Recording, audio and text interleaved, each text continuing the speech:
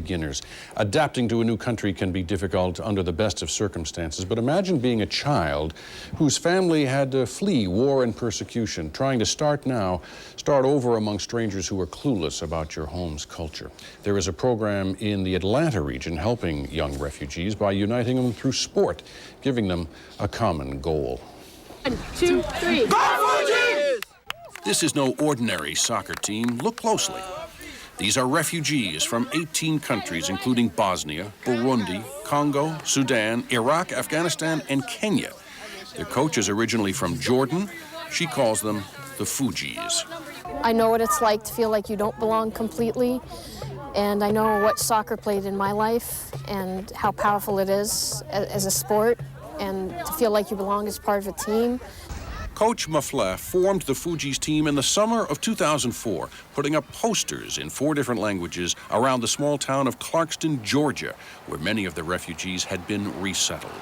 They fled war and poverty, ethnic violence. They came here not knowing the language, but knowing the game. I use soccer to get them to do what I want them to do, and they use soccer to get me to do what they want me to do. It's always been bigger than just soccer. Like, I used to spend hours going from house to house, helping them with homework. So now we just sit on the park benches and we try and get some volunteers out there. For Kanu Bia, who fled war in Liberia, the Fugees are like family. The coach, she's like a mom to us. She's not just a coach, like a mom to us. If you don't go to school, you can't play on a team, and you want to play on the team, you have to be serious with your education. She took our education business serious. Fugees have struggled to find a home field to play and practice on, and funding for their programs. Then an article published about them on the front page of the New York Times opened floodgates of interest in the team, even a movie deal that guarantees them $2 million, more when the film is made. Never did I think we would get like 4,000 emails from around the world and letters from every possible part of the country. I mean, I've just been blown away by the support we've gotten. And then people wanting to make a movie about us. Coach Mafle sees a bright future for the kids she calls the Fugees. I plan on working with them regularly so we can get them going to college. I mean, that's my goal for these kids. A winning goal in any language. Well, you just saw some of her inspiring work in that report. Now, Coach Luma, as her players call her, is here to talk with us. Welcome. It's awfully good to see you here. What we didn't say in that report is what kind of community this is. It's an outer suburb which didn't have a lot of diversity when it came to different cultures until aid area organizations began to resettle refugees there. It had some things that made it perfect for that, apparently. Yeah. Like what? I mean, I think it's a smaller part of Atlanta. I think Clarkston initially was welcoming to the refugee community. Mm-hmm.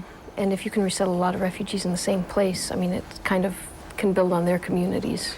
And you've created that community in a large part here, but I understood from reading the article that it has reached a point where some members of the original community are now resenting how many refugees are moving in. I think for any community to have that many people come in from different cultures and different parts of the world that have a lot of needs, you know, like I can't imagine going to another country not knowing the language mm-hmm. and having to like live off minimum wage and go to schools where my kids probably have never gone to school mm-hmm. and trying to assimilate in that. And then the expectation is for those cities to take care of the people. So what we try to do is come up with programming that can help alleviate that tension. I think it does, from what I've read, and it also shows excellence here. It's easy to think of newcomers as downtrodden and weak in every way, mm-hmm. but you're showing here that these kids bring great talent, too. Yeah, and I mean, they're survivors, and I mean, you see how strong they are, but their moms are twice as strong as they are. So. And some of the stories they brought must be heartbreaking for you to hear. I mean, these are children who've lost relatives. Sometimes parents and siblings. It's kind of hard not to get bogged down with all of it, and so we try, like on the soccer field, not to talk about any of it and just have it as an escape for all of us. But in a way, you've become a surrogate parent. Yeah. I mean, I think in our case, it does take a village to raise all the kids, and it's myself, my volunteers, the parents, everybody just working together to try to get these kids on the right track. Well, they seem to be doing very well, you know, emotionally. Also, they're doing very well in terms of competitively, up against sometimes these very well-funded and financed teams, you know, that spend $5,000 per kid to travel them around. That must be hard. Well, I think that just shows there's a problem with our system. We should not be spending $5,000 for our kids to play a youth sport, you know? Like, we should be spending on other things, and just remember that it's about having fun and learning the game. Well, that's the wonderful part about what you do on the sidelines. There are also a lot of other lessons you're imparting. We're running out of time, so we can't go into those, but congratulations on your work and your season, and thanks for joining us here. Good to see you. Nice, refreshing perspective there. That was great. I love it, yeah.